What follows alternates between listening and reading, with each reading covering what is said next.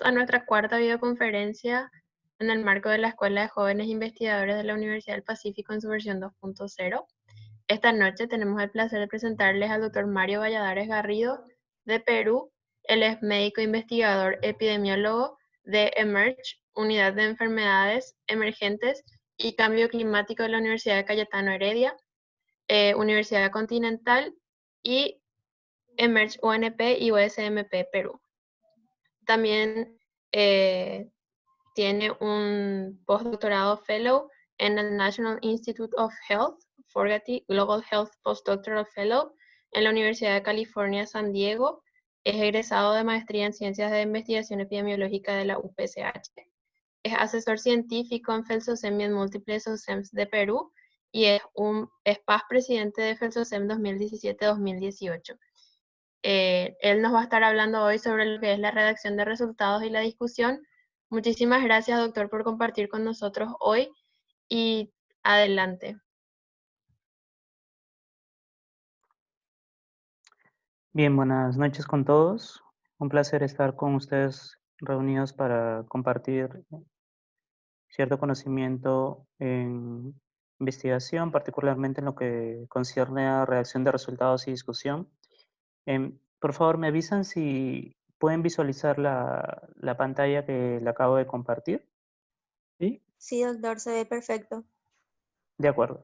Entonces, podemos iniciar. Para la presentación del día de hoy tenemos una...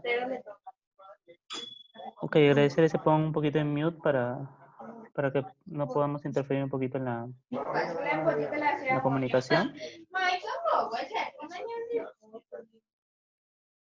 Ok.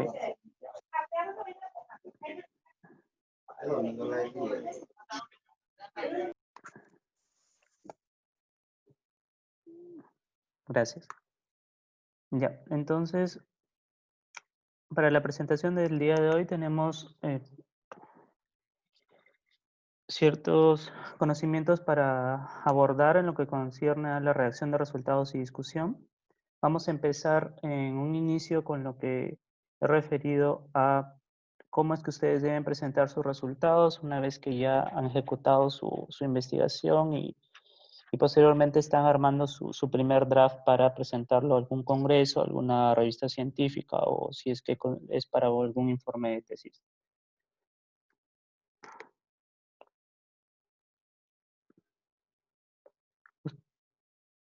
Un momento, parece que se me congeló un poquito aquí la pantalla.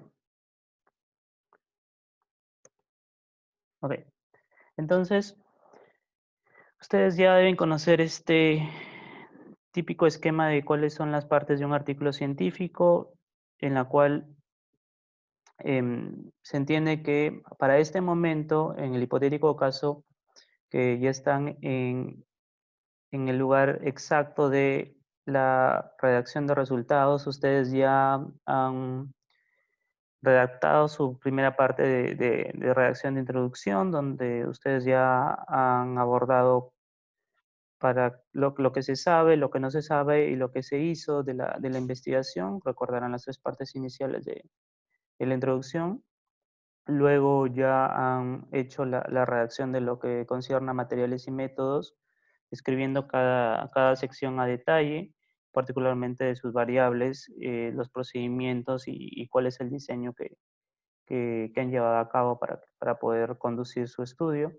Y en lo que respecta a la redacción de resultados, la finalidad principal de esto es que ustedes muestren cuáles han sido sus hallazgos, cuáles han sido sus hallazgos principales que responden a sus hipótesis, que responden a sus objetivos planteados previamente en su protocolo de investigación.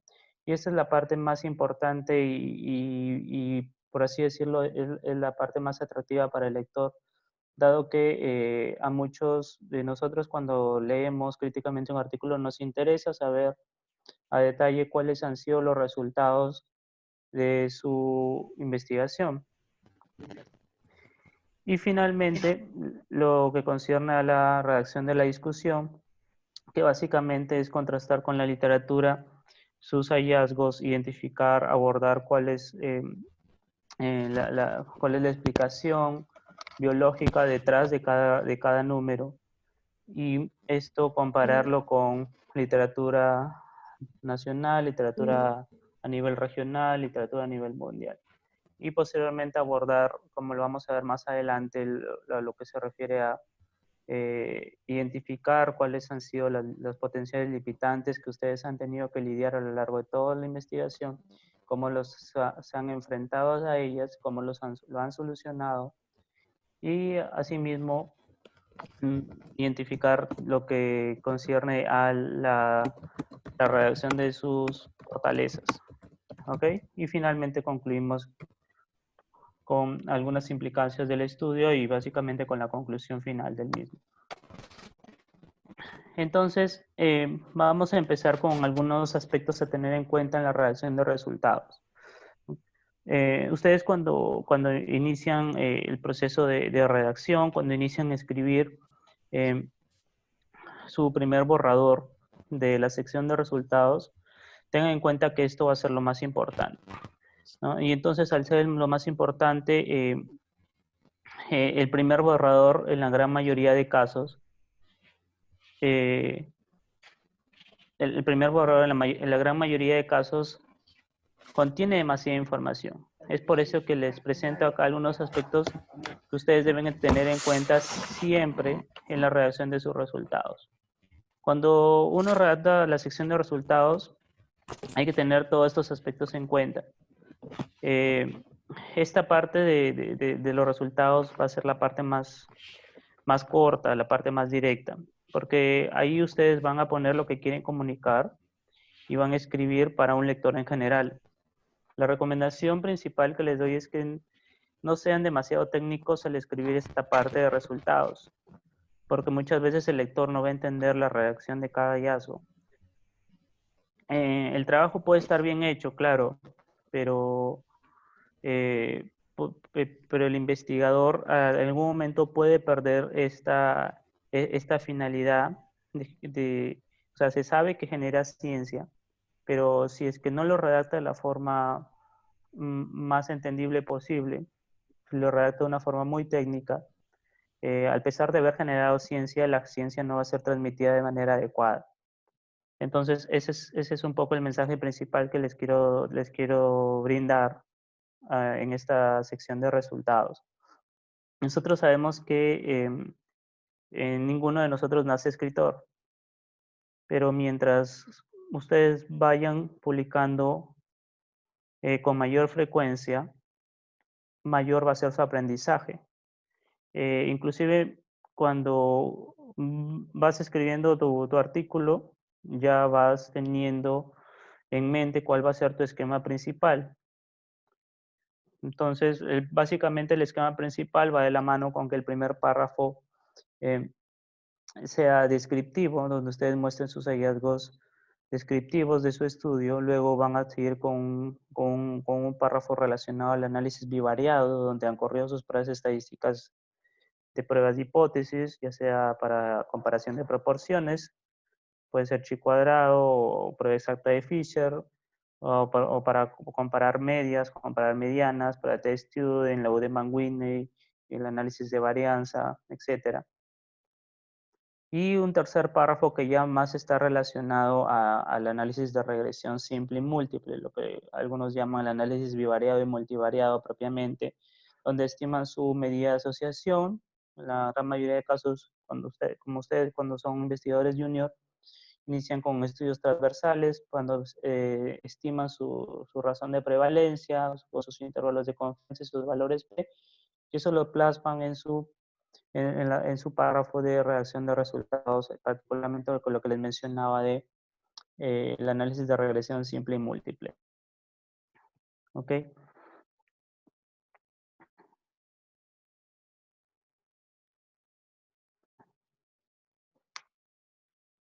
Y entonces les comentaba de la importancia de este primer borrador, ¿no? Cuando ustedes inician la redacción de su primer borrador, se van a dar cuenta que a pesar que es el más importante, este primer borrador de resultados tiende a presentar demasiada información.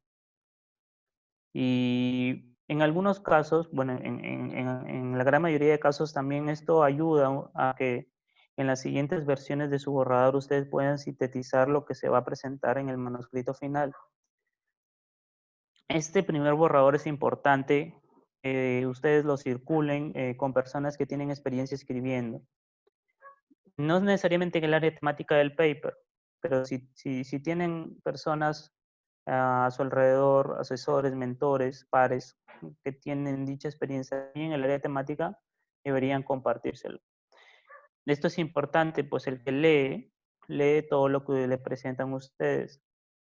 Entonces, lo que les va a comentar el revisor, su par, su asesor, sus mentores, les va a decir que sus resultados se organicen de tal forma, que quiten esto, que adicionen aquello. Entonces, de esa forma van enriqueciendo su sección de resultados.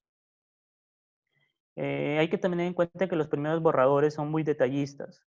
Pueden empezar con 4 páginas, pero luego ya en la versión final tienen una sola página, ¿no? Entonces, este es un proceso dinámico. Ustedes van a ir aprendiendo a lo largo del tiempo. El mensaje principal aquí es que en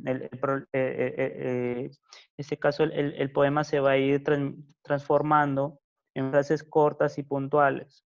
Es el mensaje principal aquí.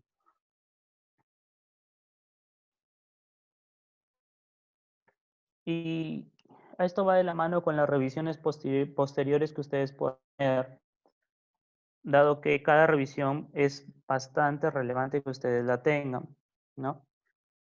A algunos revisores no les gusta usar el control de cambios, ¿no? Por eso siempre ustedes guarden versión tras versión de de su borrador de resultados. Otro mensaje principal que también les quiero mencionar es que deben revisar el tiempo en que presentan los resultados. Todo debe estar en tiempo pasado, pues es lo que ustedes han encontrado, ¿no? Adicionalmente también lo importante es que ustedes tengan una secuencia lógica en esto. Dado que esto va a ir, van a ir aprendiendo a lo largo del tiempo conforme redacten esa sección. Cuando ustedes inician a escribir sus resultados, ustedes tienden a vender ese hallazgo, este producto, ¿no? Pero uno, al momento que va redactando su primer borrador, su tercera versión, su quinta, va viendo cómo va sazonando ese producto, ¿no? Entonces, cuando presentan ya su último análisis principal, que en la gran mayoría de casos si es que se abordan preguntas de investigación con enfoque analítico, cuando presentan su último análisis principal de análisis de regresión múltiple, su análisis multivariado, insisto, esto debe ser entendible para el lector, ¿no? Si los párrafos previos a la redacción del análisis multivariado no han sido entendibles, no han sido comprensibles, esto se traduce en que no ha habido una secuencia lógica de ideas, ¿no? Entonces ustedes deben revisar a detalle que se cumple esta secuencia lógica para que puedan expresar lo que quieren transmitir, lo que quieren comunicar a la ciencia, a la comunidad científica.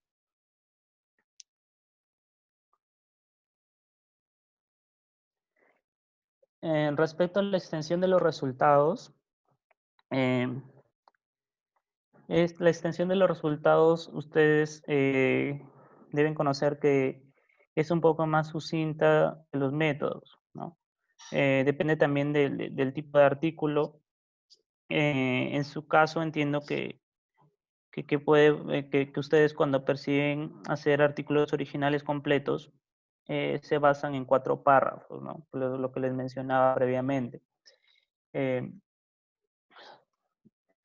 Allí he puesto una tabla con una cantidad de palabras aproximadas. Ojo, no es algo muy rígido que deben seguir, pero es más o menos el rango que persiguen las revistas científicas, ¿no?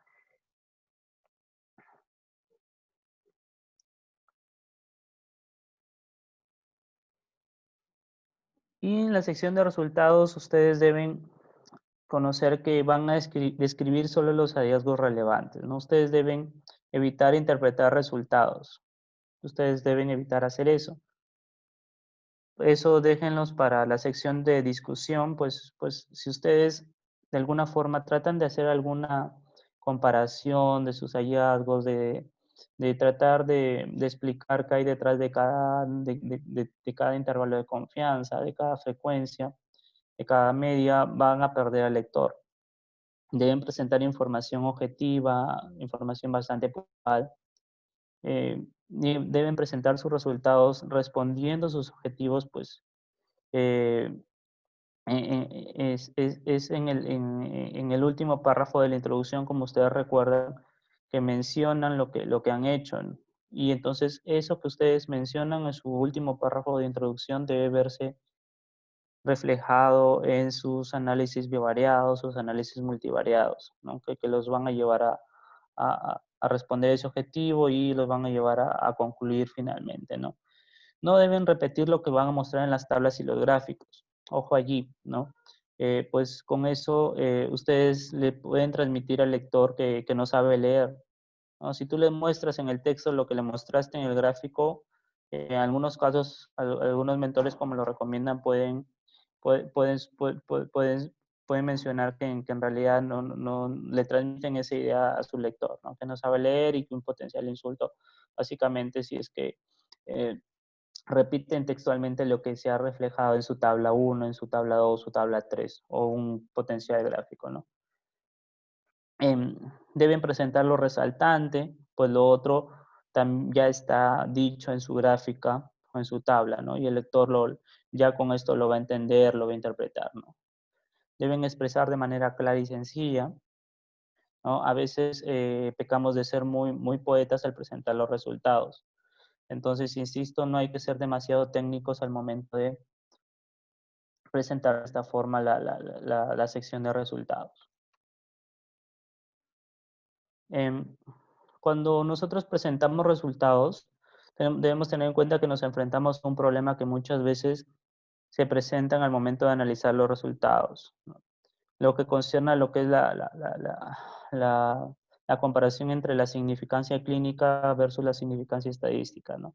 Muchas veces ustedes dicen o ustedes habrán escuchado de algunos clínicos, no encuentro un valor P significativo, ¿no?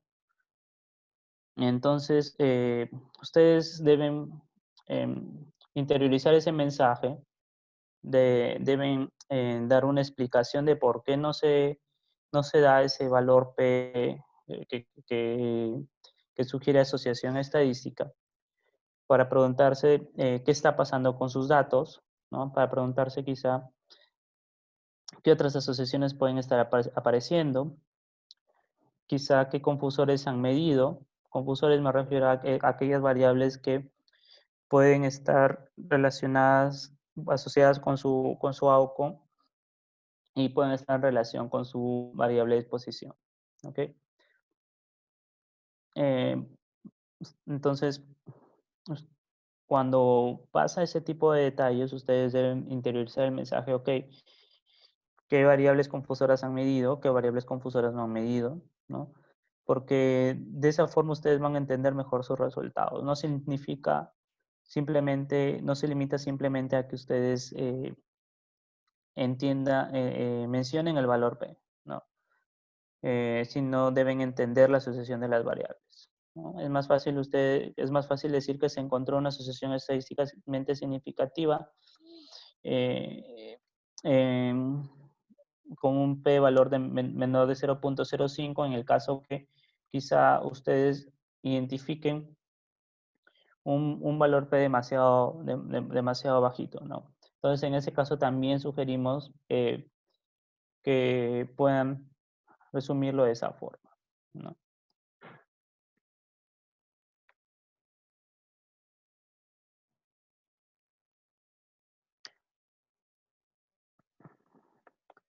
Algunos sugieren colocar los intervalos de confianza, ¿no? Hay algunas escuelas que sugieren incluirlos, porque los intervalos de confianza nos dan una información bastante valiosa, ¿no?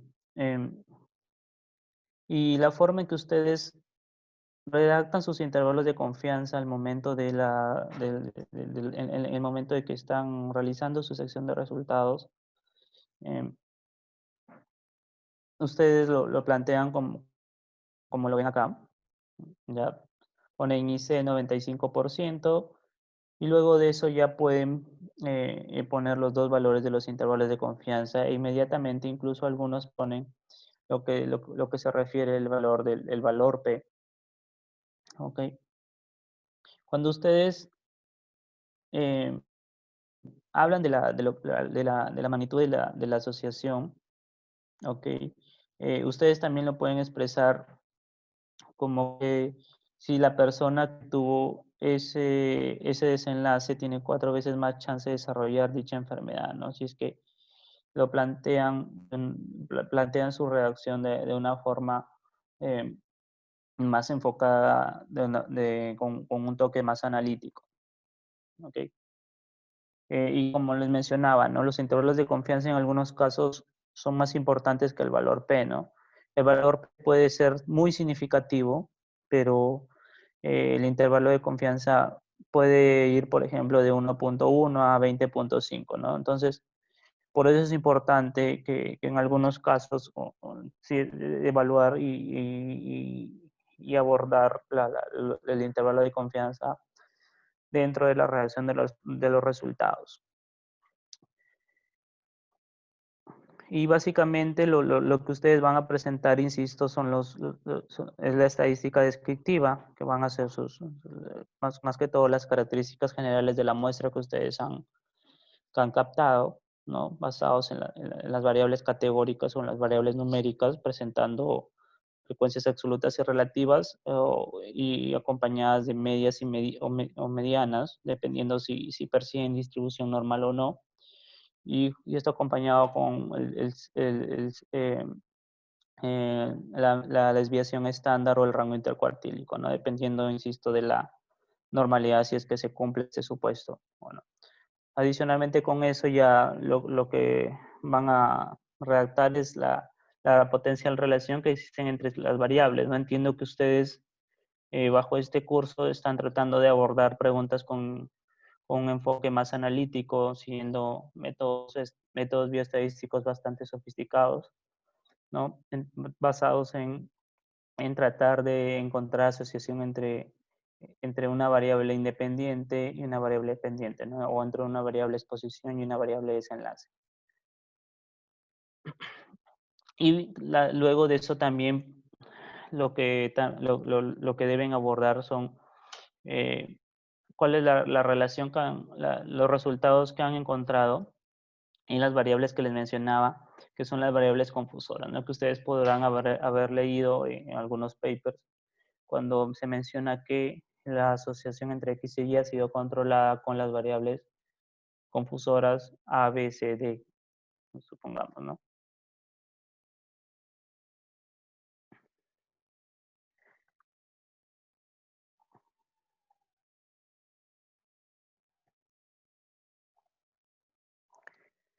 Y otro dato adicional en la sección de resultados es que ustedes restrinjan su número de gráficos y tablas, ¿no? Según lo que les había comentado, ¿no? Usualmente vamos a tener 3 tablas, que es lo más usual, basados en su tabla 1, que es su tabla descriptiva, su tabla 2, que es su tabla bivariada, y su tabla 3, que es su tabla de análisis multivariada, ¿no?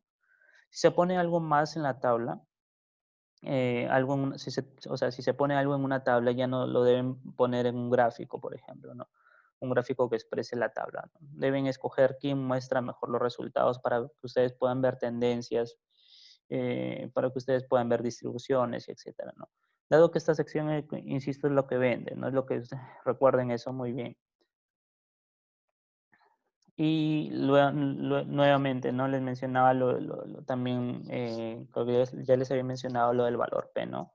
Que a veces encontramos valores P muy bajitos, ¿no? Entonces, el estilo que también les recomiendo es que ustedes pongan, cuando sea muy bajo, pueden resumirlo poniendo un valor P menor de 0.001, ¿no?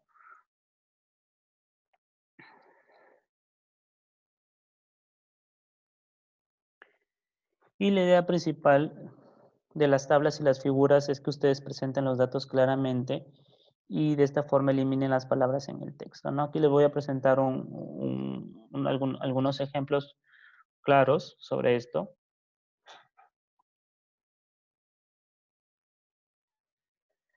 Acá vemos un típico párrafo 1 de datos generales de la muestra, ¿no? Donde abordamos la mediana de la edad, abordamos frecuencias de características de universidades, de años de estudios y de reporte de capacitaciones recibidas por estudiantes, ¿no? Entonces, otro ángulo que también les quisiera comentar es que cuando ustedes redacten su párrafo 1, que es el párrafo descriptivo, aborden su pregunta, la frecuencia relativa de su variable independiente y dependiente al finalizar el mismo párrafo. ¿Ok? Por ejemplo, acá teníamos que en este artículo científico que justamente hemos publicado este año, el outcome era conocimiento en revistas científicas médicas, ¿no? Entonces, en este ejemplo, abordé lo que es la redacción de la frecuencia absoluta y relativa de la variable desenlace al finalizar el párrafo 1 descriptivo, donde menciona solo 1.4% presenta conocimientos en revistas científicas médicas, ¿no? Entonces, ese es un ejemplo de párrafo 1. ¿No? Este es otro ejemplo, ¿no?, de características de la muestra, ¿no? Donde aquí también lo que hacen es describir la población de estudio, la población participante, ¿no? Describen la variable, algunas covariables secundarias como es el sexo, describen algunas clasificaciones antropométricas también ahí, propiamente también algunas características propias de la población de estudio relacionadas a vacunación, ¿no? Entonces, de esa forma se aborda el párrafo 1, ¿no? Y en lo que concierne al párrafo 2, que insisto, es el párrafo de donde ustedes comparan las proporciones, comparan medias, comparan medianas, cuando utilizan su prueba H cuadrados o su prueba exacta de Fisher, cuando ustedes han utilizado su prueba de Student o la prueba de Mann-Whitney, la prueba del análisis de varianza o la prueba de Kruskal-Wallis, dependiendo si es que cumplen los supuestos para de tener una prueba paramétrica o no paramétrica en su estudio, ¿no? Entonces, basado en esto, ustedes pueden comparar estas proporciones, estas medias, estas medianas en ambos grupos de interés, ¿no? Entonces, este es otro ejemplo de cómo ustedes pueden abordar este segundo párrafo, ¿no? Pero básicamente el párrafo principal ya va a ser donde ustedes van a tratar de identificar cuál es la diferencia que se encuentra entre la frecuencia de su desenlace en el grupo expuesto respecto a la frecuencia del desenlace en el grupo no expuesto, ¿no? Esto tomando en cuenta si es que su pregunta de investigación, su variable dependiente e independiente son de tipo categóricas, ¿no? Categóricas dicotómicas, por ejemplo, ¿no? Que en algunos casos es lo más usual.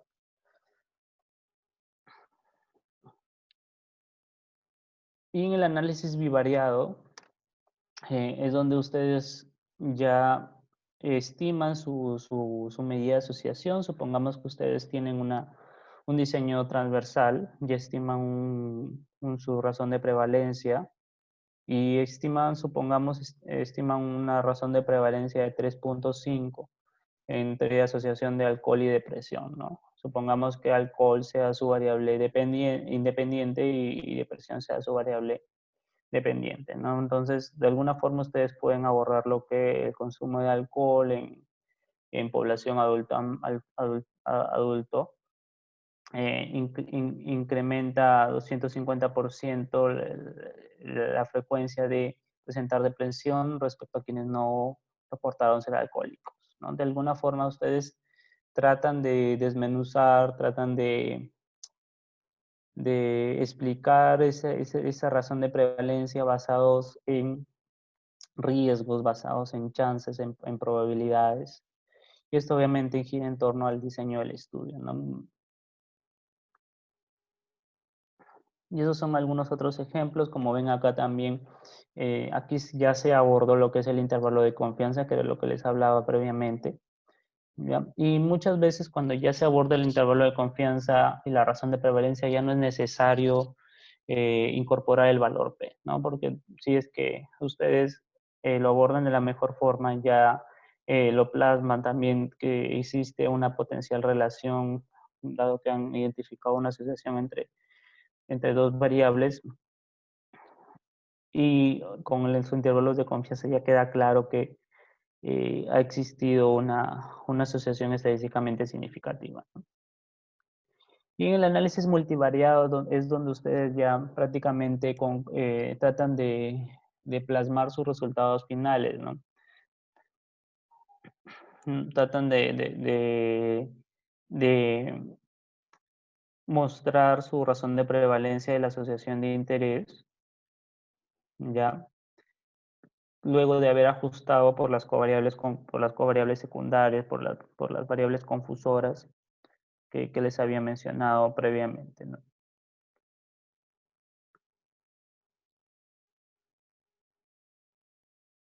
Este es otro ejemplo, ¿no? Donde mencionan que no se han encontrado diferencias. Ok. Pero acá luego adicionalmente mencionan que luego de ajustar por todos los factores de riesgo, ¿no? Se encontró que existían prevalencias bajas que quedan significativas, obviamente, con un odds ratio de 0.74, ¿no? Un OR que no es de riesgo, sino más que todo protector, ¿no? Y luego también ponen un intervalo de confianza de 0.58 a 0.94, e insisto, ya en algunos casos ya no es necesario, y por así decirlo, en la gran mayoría de casos ya no es necesario incluir un valor P aquí, porque lo más importante es que ustedes identifiquen sus razones, sus medidas de asociación. Y básicamente la forma que ustedes redactan su análisis, el análisis bivariado y multivariado es mencionar como que, por ejemplo, ¿no? En el análisis bivariado se encontró que presentar depresión incrementaba 30% en pacientes alcohólicos. Sin embargo, en el análisis multivariado, luego de ajustar por las covariables, por las variables confusoras, la asociación se mantuvo en dirección, se mantuvo en magnitud. Esto es básicamente como comparar cómo es que se modificó, cómo es que eh, se modificó la medida de asociación de su análisis bivariado al multivariado, ¿no? Entonces esto creo que lo van a conocer un poco más a detalle cuando lleven más el tópico de bioestadística como tal, ¿no? Pero la idea que quiero que se lleven es que al momento que ustedes plantean su análisis bivariado y multivariado, es abordar en primer lugar su pregunta, la asociación que ustedes han identificado de su pregunta de investigación, y luego lo lleven a una parte final de este mismo hallazgo, pero luego de haber ajustado por las variables confusoras, ¿no? Ok, entonces creo que podemos parar un ratito allí antes de entrar a la redacción de discusión, si es que existieran algunas consultas, pueden, no sé más o menos cómo es la metodología que están llevando para eso, pueden mandar por chat o si no levantar la mano a través del Zoom o dejar de ponerse en mute y activar sus micrófonos.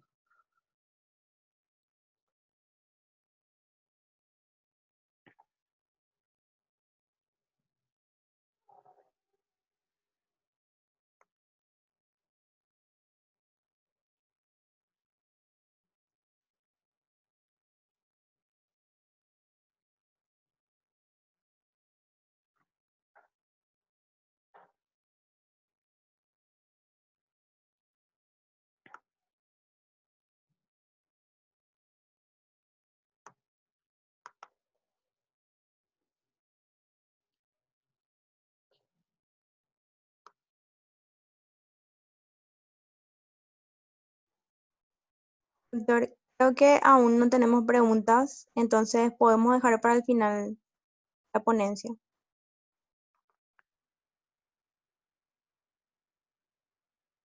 De acuerdo.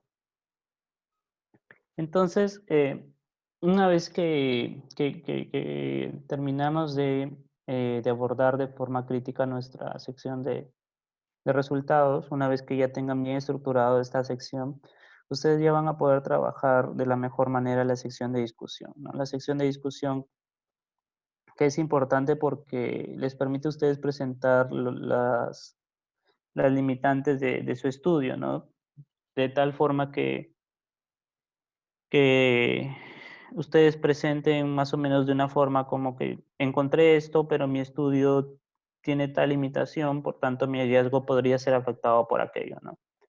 Entonces, en las limitaciones debemos mencionar cómo se han manejado estas limitantes, no solo presentarlas, ¿no? Que es lo que vamos a ver luego en esta sección, principalmente de limitaciones, que es muy importante abordarlo desde el lado epidemiológico. Luego, finalmente, van a tener una sección de conclusión, donde usualmente tienen un párrafo que habla sobre las conclusiones del estudio, ¿no? Entonces, la finalidad principal de la discusión es que ustedes mencionen para qué sirve, ¿no? ¿Qué es lo que están encontrando?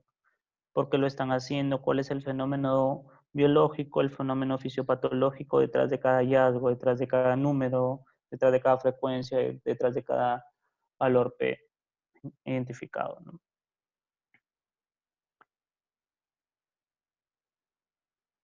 Y el propósito básicamente va a ser que ustedes expliquen de forma clara qué significan cada uno de estos resultados obtenidos. Deben explicar qué razones pueden explicar estos resultados, ¿no?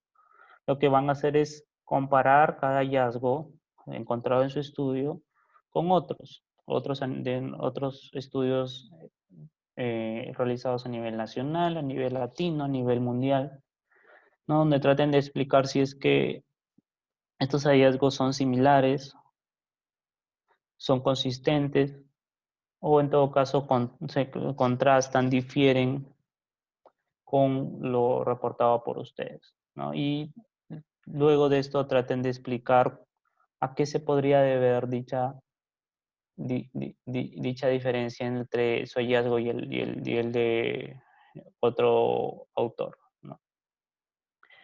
La finalidad principal de la discusión es que ustedes puedan reiterar el hallazgo principal del estudio, ¿no? Y puedan proveer información sobre delimitantes, ¿no? Lo que les había mencionado también.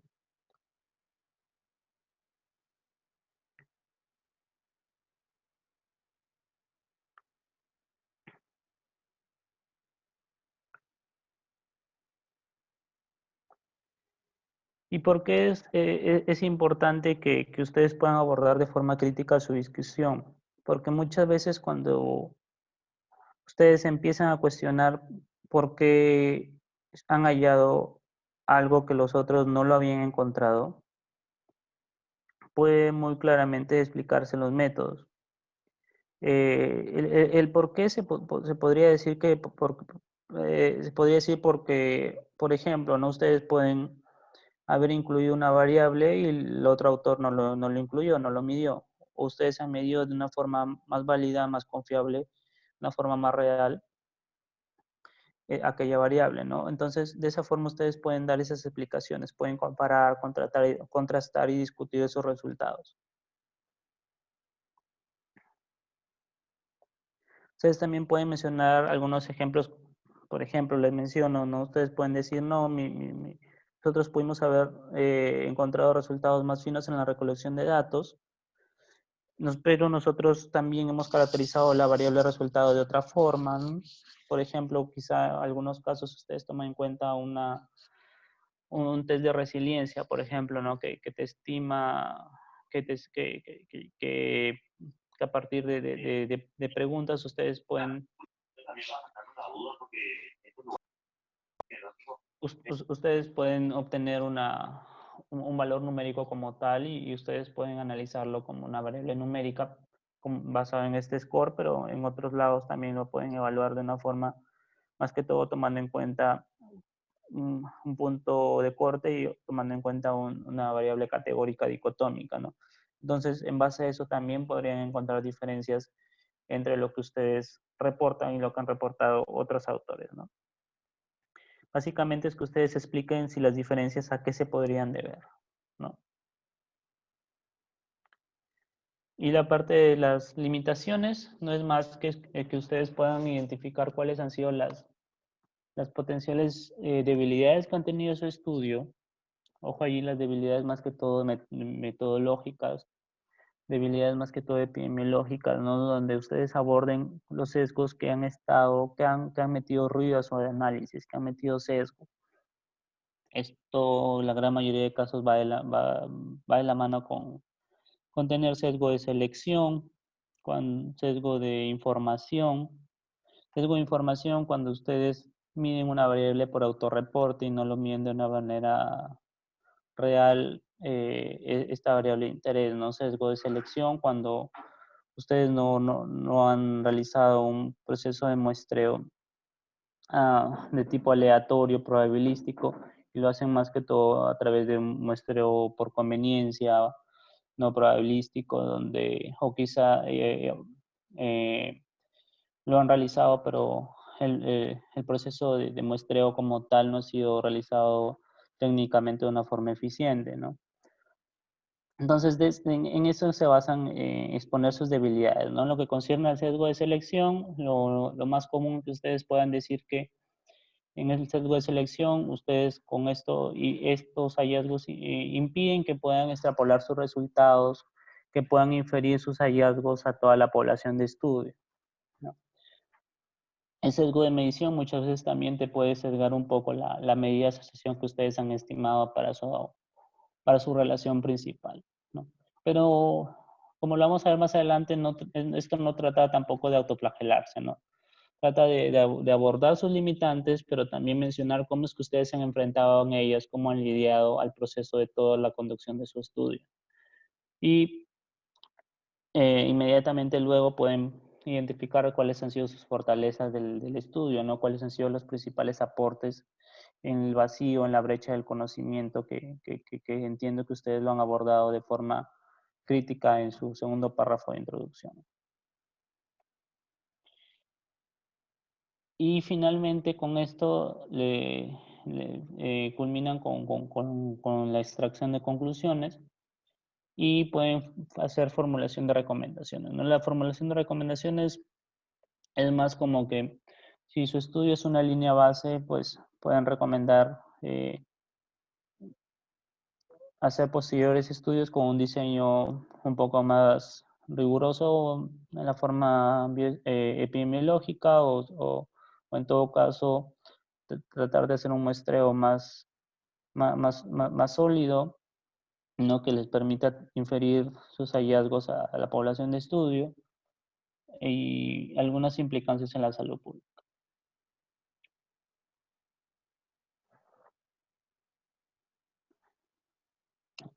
Otro punto adicional en la discusión es que ustedes deben saber que la información de sus resultados o métodos incluidos deben ser un resumen que capta la información necesaria para la discusión, ¿no? Esto no debe ser una repetición como tal, ¿no? Y las conclusiones deben ser de forma claras, deben ser relacionadas con los objetivos de su estudio y de esto obviamente debe ser respaldado por sus resultados. deben evitar a sobremanera algunas afirmaciones que no se apoyan en sus resultados. Evitar afirmaciones sobre algunos potenciales beneficios económicos, salvo que su plan metodológico le permita hacerlo. Y la discusión, insisto, va a perseguir una comparación de lo que se ha encontrado previamente con la literatura que ya está documentada, ¿no?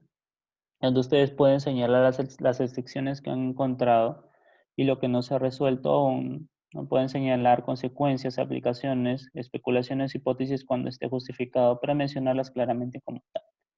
La idea de esto es que ustedes traten de iniciar su sección de discusión basado en su hallazgo principal e inmediatamente adicionen si esto es similar o esto es contrario a lo reportado por otro autor y luego inmediatamente mencionen si esto se podría deber a tal mecanismo biológico, tal mecanismo fisiopatológico, lo que hay detrás de ese número que ustedes han identificado, ¿no? Es mejor que ustedes puedan mencionar que no han encontrado estudios previos.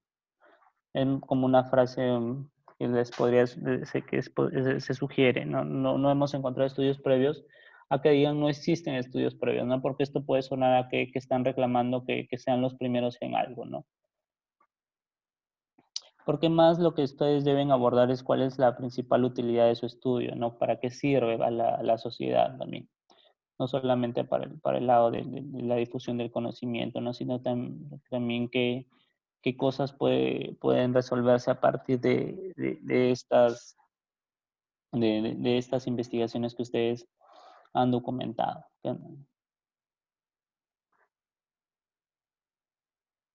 Y esto finalmente era lo que les mencionaba, ¿no?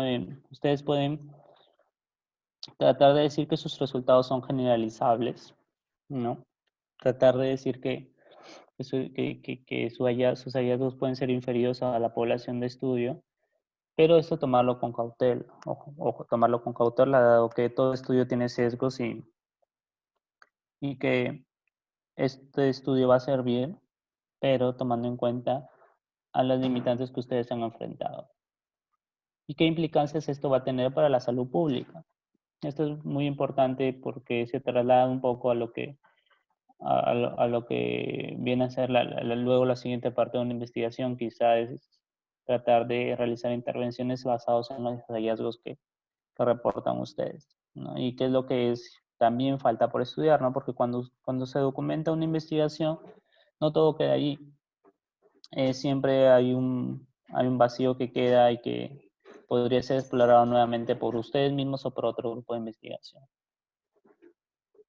Y básicamente la estructura que se sugiere en los párrafos es que su párrafo inicial sea más que todo una interpretación implicancia del resultado, la hipótesis principal, ¿no? Les decía anteriormente la asociación entre consumo de alcohol y depresión en adultos, ¿no? Entonces, básicamente ustedes van a interpretar este resultado, esta hipótesis principal, ¿ya? Y lo van a comparar con la literatura y en base a eso va a seguir su resultado central y su interpretación, ¿ok? El siguiente párrafo ya va a ser más que todo como la descripción de otros hallazgos relevantes, ¿no? Lo que les mencionaba también, si ustedes tienen variables que pueden confundir su asociación, aquí ya viene el momento de abordar estas preguntas, ¿no? Abordar esta discusión, ¿no? Ustedes pueden tener 1 a 3 párrafos con otros resultados principales, uno por párrafo, ¿no? Donde ustedes pueden decir asociación entre, si teníamos asociación entre consumo de alcohol y depresión, pueden tener asociación entre antecedente familiar de trastorno mental y depresión, ¿no? O antecedente de violación, maltrato o estigma, y depresión, podría ser el caso también, y como unas potenciales confusores, y eso lo llevan a estos 3 párrafos adicionales que están basados en sus resultados, ya más que todos un poco secundarios, ¿no?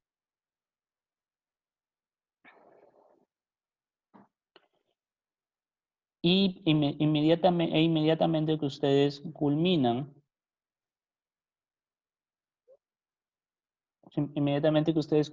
con la contrastación de sus resultados centrales y secundarios versus la literatura que ya está documentada, e incluso ya han mencionado a qué se podría deber dicha asociación, visto desde el mecanismo biológico que hay detrás de cada hallazgo. Ustedes ya plantean el párrafo de limitaciones, ¿no? Donde ustedes indican por qué las limitaciones también no van a invalidar las conclusiones de su estudio.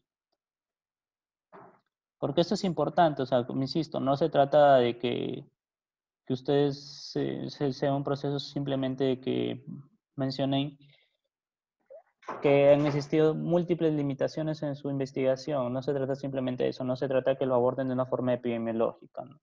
Ustedes mencionan qué sesgos epidemiológicos hay.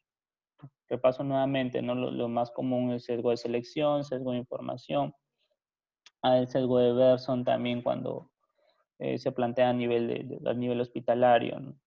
Cuando eso no se puede concluir a nivel de un solo hospital, ¿no? Y es todo un mundo este tipo de sesgos epidemiológicos que va de la mano también con otro, podría ser con otra charla, ¿no? Pero básicamente se trata de identificar qué sesgos han estado metidos en su estudio. Luego de eso, identificar qué cosas han hecho ustedes para lidiar con ese problema, ¿ya? Por ejemplo, lo más común es que con las variables confusoras, la solución más común es que ustedes puedan ajustar en su análisis de regresión múltiple por esas variables confusoras para que no, como su mismo nombre lo dice, no permitan confundir su asociación de interés, no sesguen su asociación de interés y no metan ruido a eso.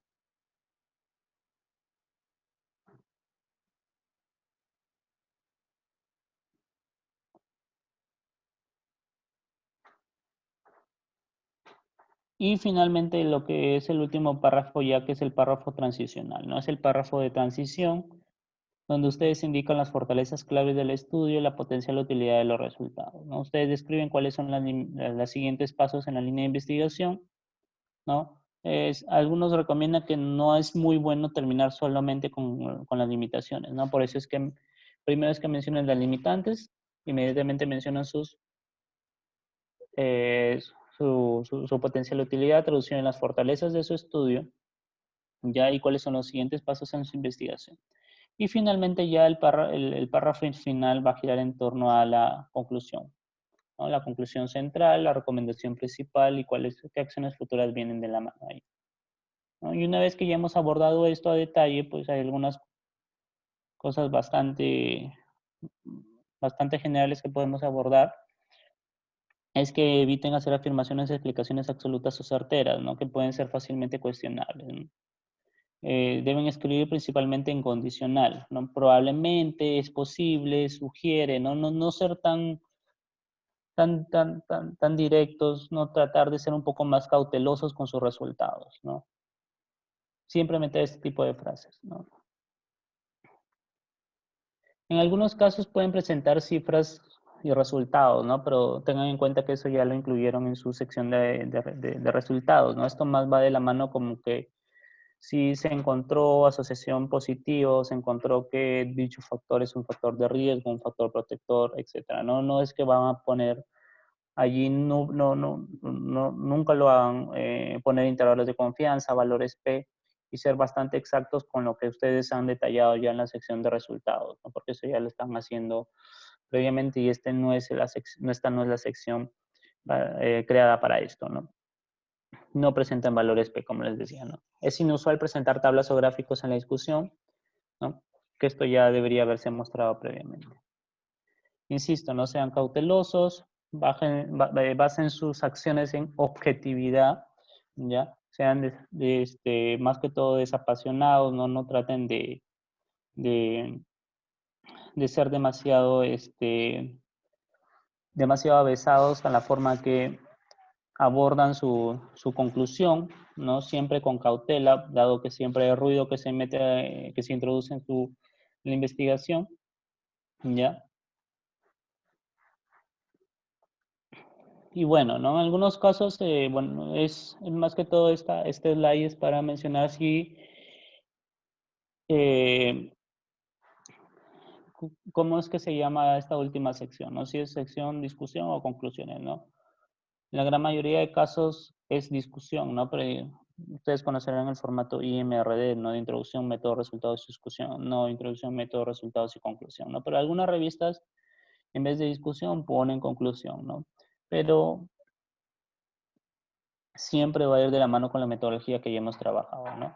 Pero la sección particular de conclusión va a forzar un resumen de sus hallazgos principales e interpretación, ¿no? Pero tengan en cuenta que esta sección de conclusión debe ser útil para que el lector entienda de forma clara cuál es el mensaje principal de su investigación, ¿no?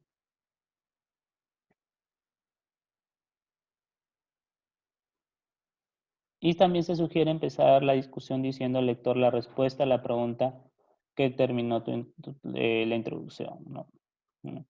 Esto va de la mano con cuál ha sido su hipótesis central de la investigación. Bueno, este es un slide de las limitaciones, ¿no? Que nosotros sabemos que van más allá de una lista de métodos y errores y validez, ¿no?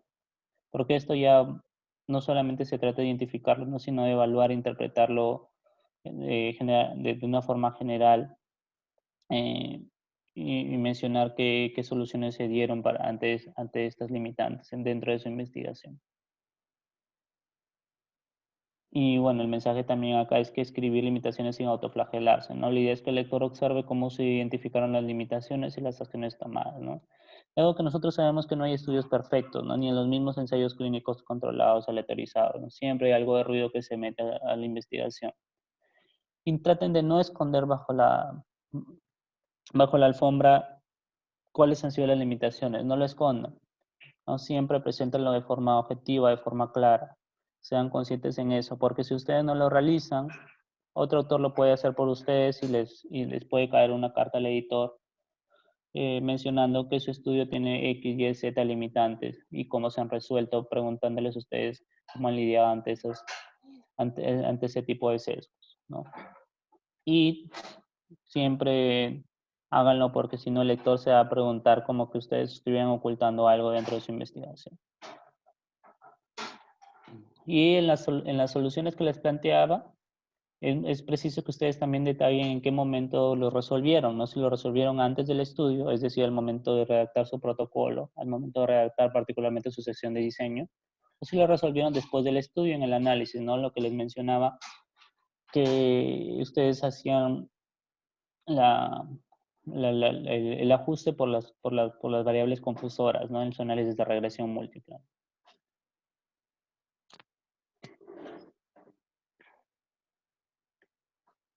Bueno, estos son algunos ejemplos que pueden ustedes leer en lo que concierne a discusión, ¿no? Que son bastante relevantes, que lo pueden hacer luego de la presentación. Esto lo había incorporado también, que era de un manuscrito que habíamos publicado sobre la sección discusión, para que ustedes puedan fijarse también en alguna estructura ya más enfocada, que la puedan visualizar más a detalle, ¿no?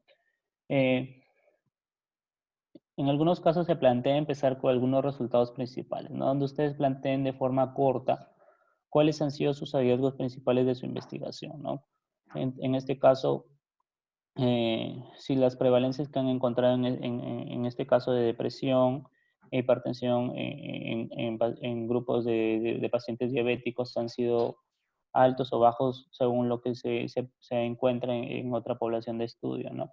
Adicionalmente con ello, se sugiere que también ustedes puedan adicionar cuáles han sido los factores de riesgo que se identificaron según su análisis, ¿no?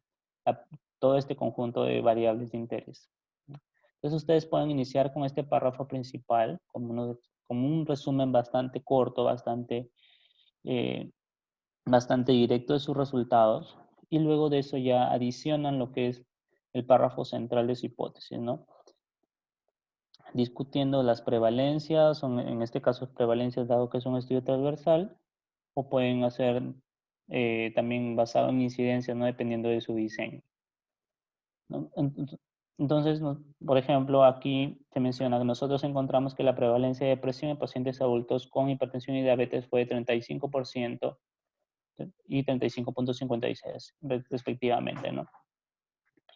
E inmediatamente he subrayado allí, porque es donde ustedes pueden hacer la pausa y mencionar, estos resultados son similares a lo encontrado en estudios previos, ¿no? Entonces, esta es la parte donde ustedes van a tratar de abordar, ¿no? Esta es la parte donde ustedes van a, luego entiendo, de hacer la lectura crítica, van a tratar de redactarlo de la mejor manera.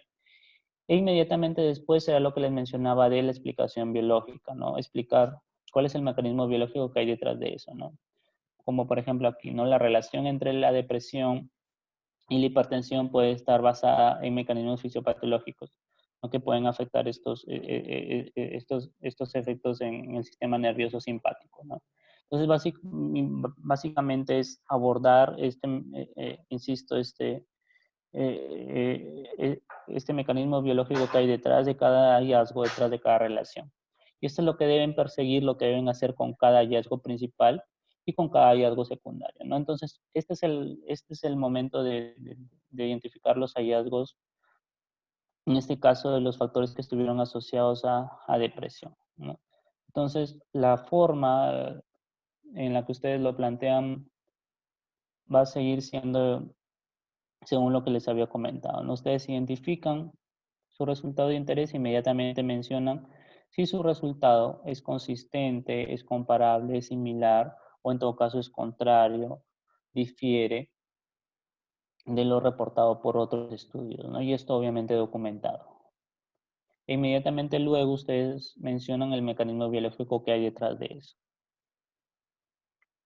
En algunas revistas se trata de abordar este ítem de la relevancia en la salud pública, ¿no? Es bastante importante porque esto permite ya tener una mira hacia el futuro de para qué sirve tu estudio y en qué cosas va a poder, qué cosas va a resolver, ¿no? Porque no todo queda en que se publica y ya, ¿no?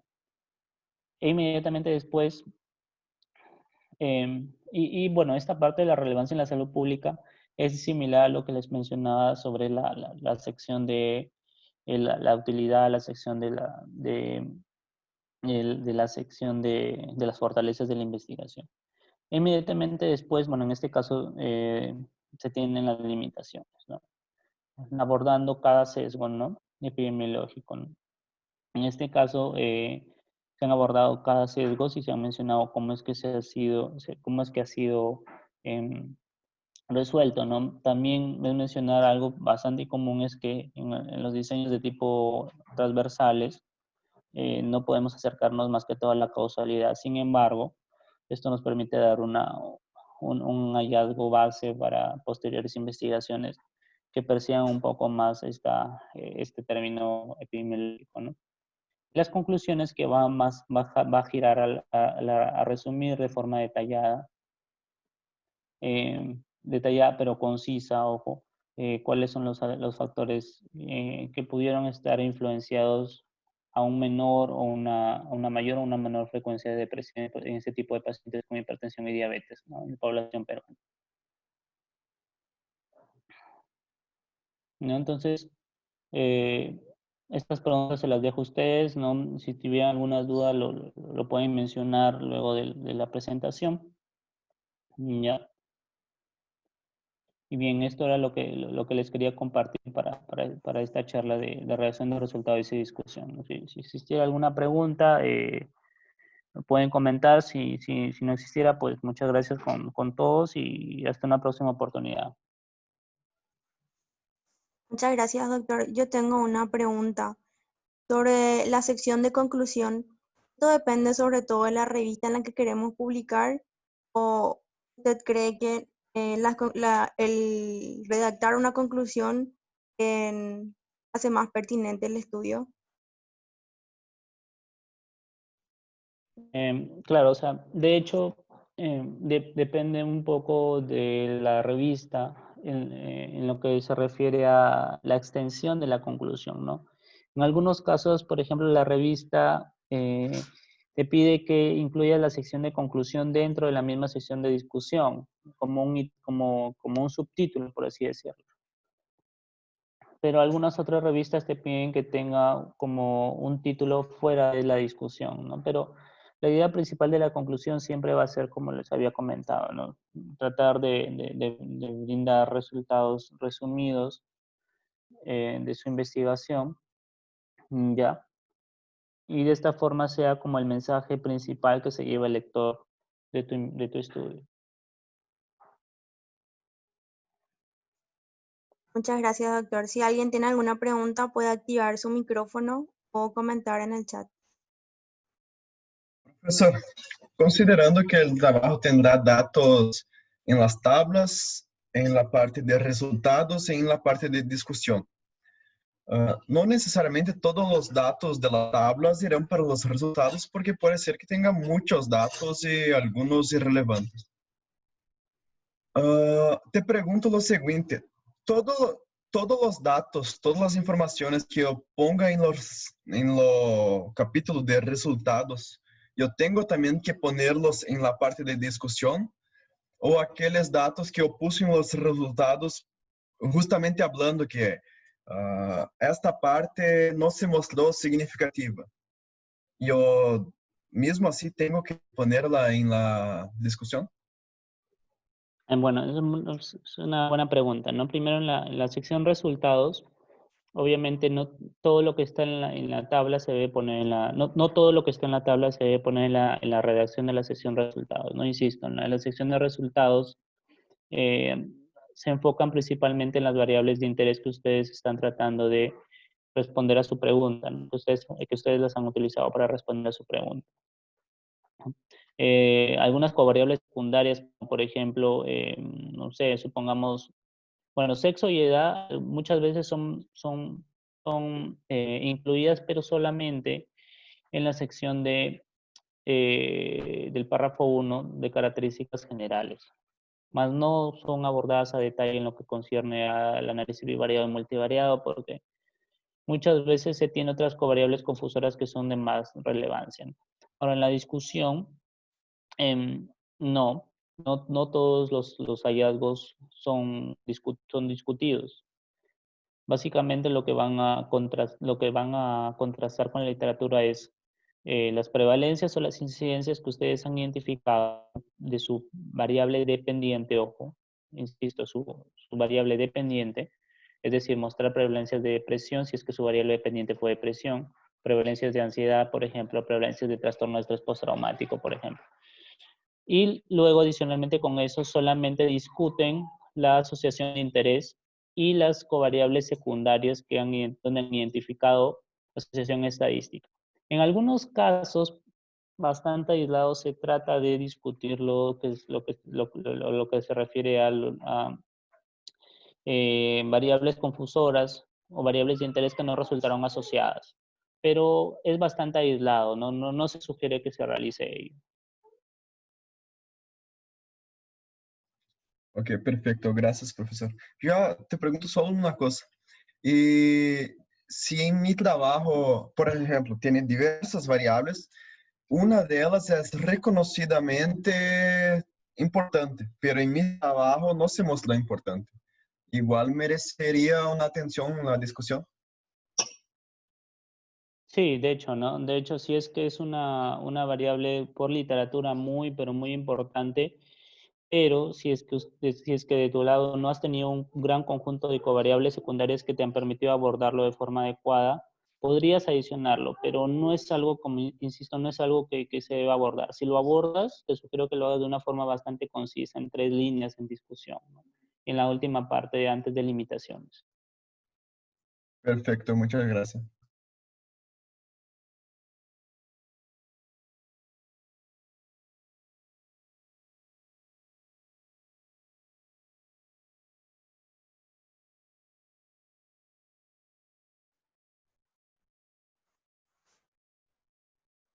Bueno, si nadie más tiene preguntas, me gustaría agradecerle al doctor Mario y también a todos los presentes. Y el próximo martes estaremos con nuestra próxima videoconferencia. Muchas gracias a todos. Nuevamente, gracias, doctor Mario.